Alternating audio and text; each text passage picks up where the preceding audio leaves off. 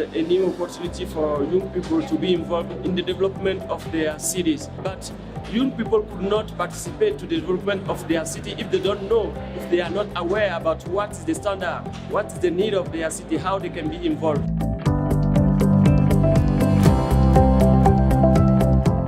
I wish that actually the government and the universities and everyone would have pushed the students to participate a little bit more.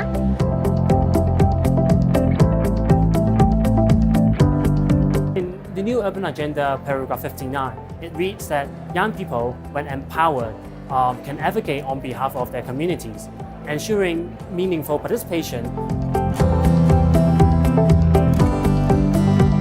The new urban agenda for me is one of the most important documents that we will have in the next years. It's of course building on together with the SDGs, Sustainable Development Goals, and the Agenda 2030, and of course the climate agreement in Paris. I've discovered the Children and Youth Group, I think, during the Habitat process. And the team with whom I've been working has been extremely agreeable, knowledgeable, and specific, very focused on providing ideas, solutions to the negotiators. That was extremely useful. Being a millennial myself, of course, I admire what United Nations Major Group for Children and Youth does. I admire your work because I have witnessed the work that you've done at the General Assembly, and I really admire the power and the passion and the courage that you have in breaking the system. I think is the most interesting aspect of Habitat 3 is seeing how countries will implement the new urban agenda into their systems to increase urban sustainability, especially in cities that are seeing a flood of refugees, and how we can integrate them into our cities through spatial planning and design. The new urban agenda is about the future, and it's about now as well, but the now and the future mean the youth.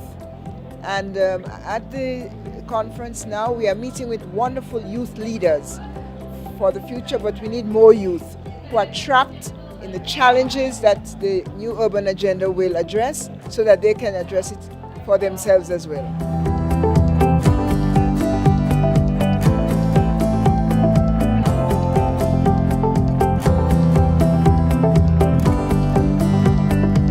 I've been able to participate in the Children and Youth Assembly last Saturday, and it was an amazing event full of youth representatives from many parts of the world.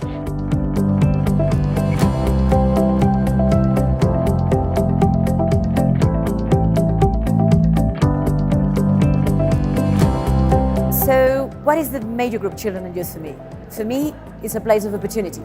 Opportunity to engage in the setting of global agendas, opportunity to collaborate with others across different constituencies, across different interests, an opportunity for substantive discussion, opportunity to really go into the deep of substance, an opportunity to seek policy coherence. So basically, the major group Children and Youth is the place to be and the place to work and collaborate with others for those who really care about sustainable human development. You can really help all of the stakeholders, all of the member states, by helping to unpack the new urban agenda so it becomes meaningful to the children and youth that are out there.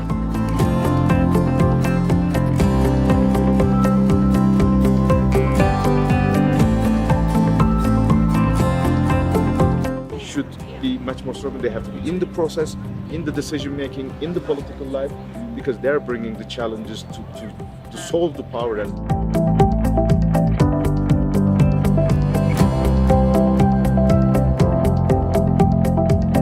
of course, the major group on children and youth has been a huge driver in this process. They have the experience. They've been engaging with the UN system for a while. They bring a whole organized sort of constituency into the process.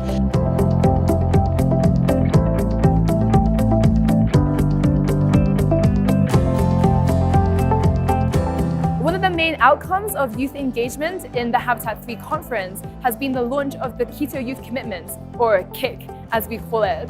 And this is basically the framework by which we are going to mobilize and engage youth from around the world to meaningfully contribute towards the follow-up, review and implementation of the New Urban Agenda post-Quito.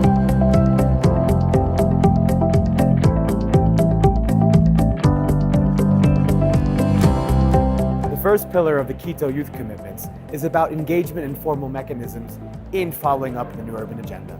For example, the engagement of young people in formal spaces around the Governing Council of UN Habitat, around the World Urban Forum, and of course the high-level political forum, which reviews the implementation of the Sustainable Development Goals.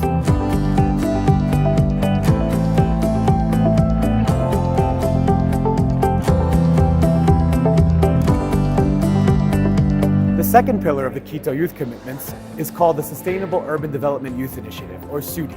It's about getting youth organizations, young scientists, young academics to be involved in the implementation of the New Urban Agenda by putting their campaigns forward and explaining the work they're doing on the ground, and to bring that knowledge up to the international level when the review processes are actually taking place.